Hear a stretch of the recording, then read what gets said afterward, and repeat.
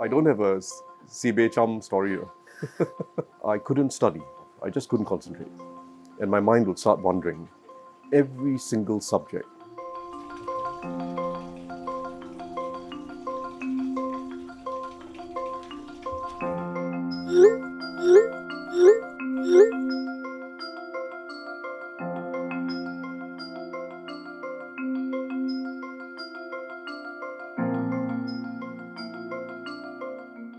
I don't have a Sibe Cham story. My life revolved largely around sports, to an extreme, I would say. And I remember when I was in Sec 3, keeping a small little diary just to keep note of what I did every day. And I found at the end of the year, fascinatingly, that in that entire year, there were only 3 days when I didn't play a sport.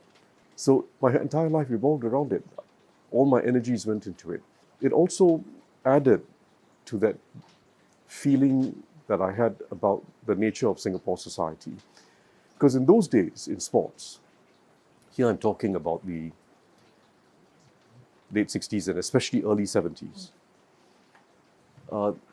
the sporting talent was quite widely distributed around Singapore, around our neighborhood schools. The top schools didn't pakaliao so much, like they have tended to do now. So you had Hawaii Secondary was very good in long distance, Jurong Sec was strong in rugby, Naval Base was fearsome in hockey.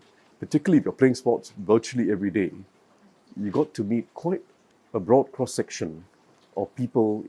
It just added so much of a sense of the nature of Singapore society. But the other thing that was quite interesting about my growing up years is that I couldn't study. I found it almost impossible to concentrate in class. Typically you have periods in class, and the period may be 35 minutes or 40 minutes. After 5 minutes, I would switch off. I just couldn't concentrate. And my mind would start wandering. Every single subject. I just couldn't pay attention, and I couldn't study. And that remained a habit even through my university years. I couldn't pay attention during lectures. And in fact, even in university, I ended up skipping a lot of my lectures and classes, and I just studied on my own with small groups of friends. And it's probably only when I got to the master's level where I got to take study seriously. But in the meantime, I was doing my own study and reading, starting from age, I'd say around 17 or 18.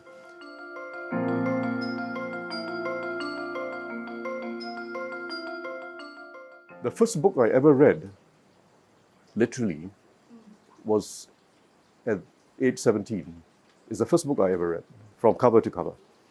And I remember it was in a December, and the reason is it was a December that was extremely rainy. So there were many days when I couldn't play sports. And I read The Grapes of Wrath by John Steinbeck, which was a very moving novel. A very moving novel about the Depression in America and the human tapestry of that depression, the human relationships involved in that, what was a once-in-a-century event. It was a very moving book, and I read it so carefully, I remember.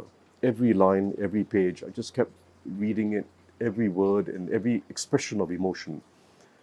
And that was the first book I read. I always had an activist streak from my student days that didn't disappear. The idea of being a social progressive, but wanting to make use of market economics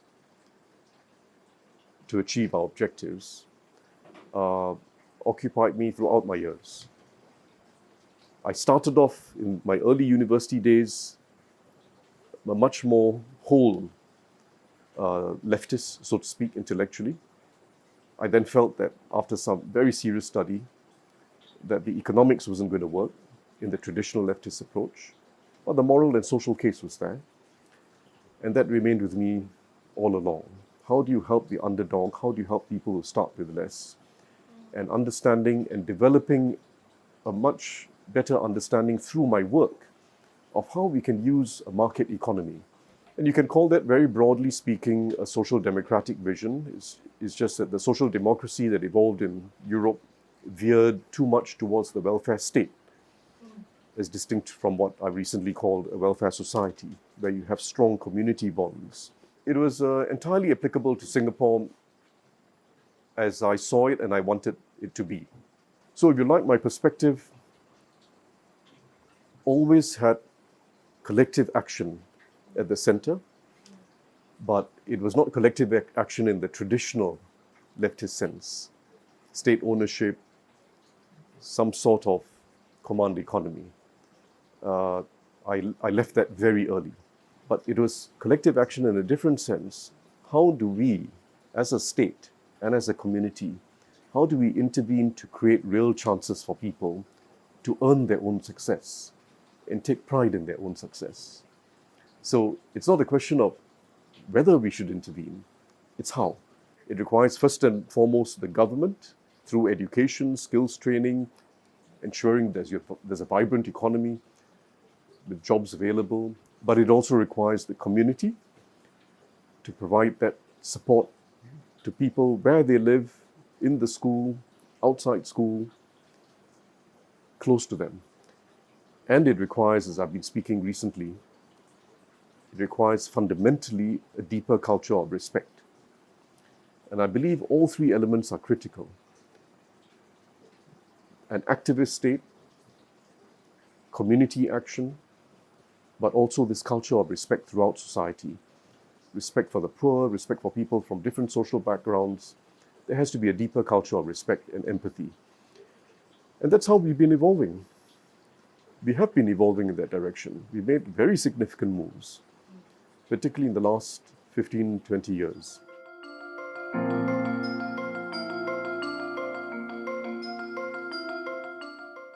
I've expressed my views on that episode. My views haven't changed.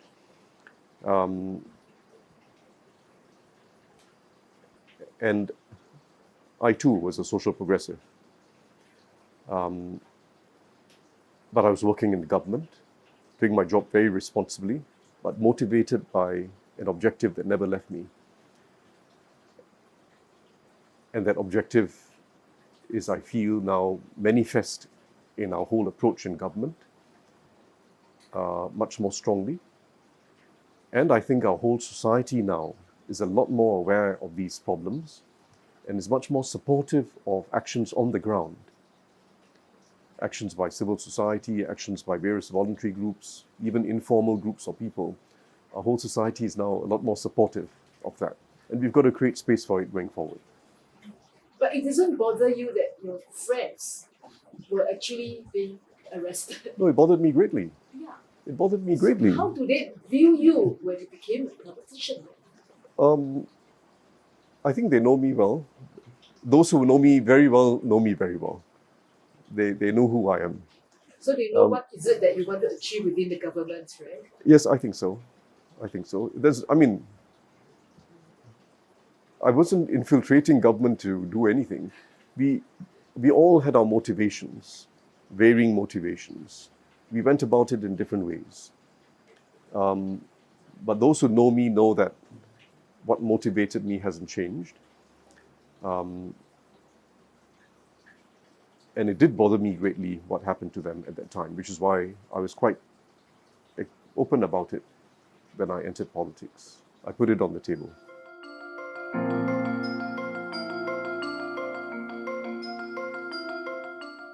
As an education minister, I made this push for conversational Chinese and Malay to be introduced in our schools, primary schools and secondary schools. I was very aware, together with our educationists, about not wanting to overburden the curriculum.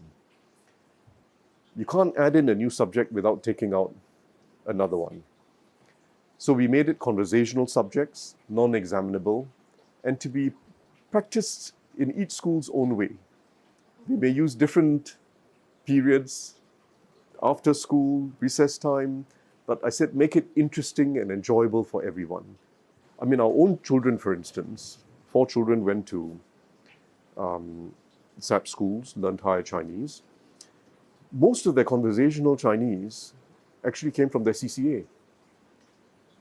2 of them were very serious in gymnastics, for instance, and it was conducted entirely in Chinese, so day after day after day. But that's the conversational language they learned. So it's the informal interaction that's extremely important, and I feel our schools can do more. For the majority of our population to know some Malay is very helpful. It just leads to everyday interaction in a different way. It creates a different tone in the relationships that we have. Chinese and Malay being spoken a little bit by everyone in a natural way.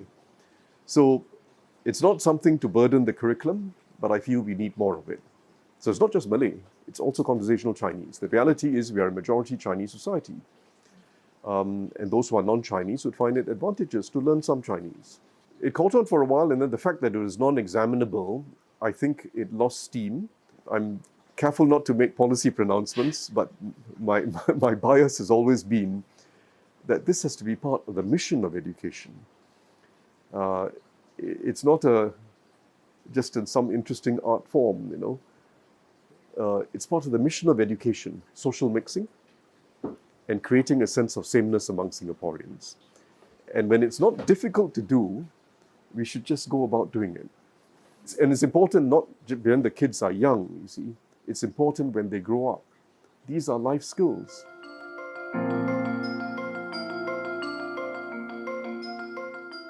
I would be an advocate for deepening that Singapore culture of respect, both multicultural, across socio-economic differences, the poor, the middle income group, and those who are well off.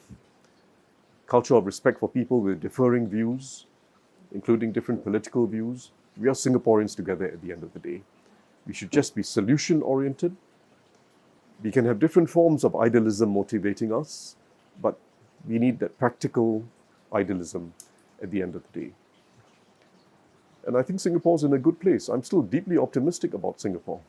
I consider myself a humanist, but to be a humanist is not to believe in some intellectual ideals.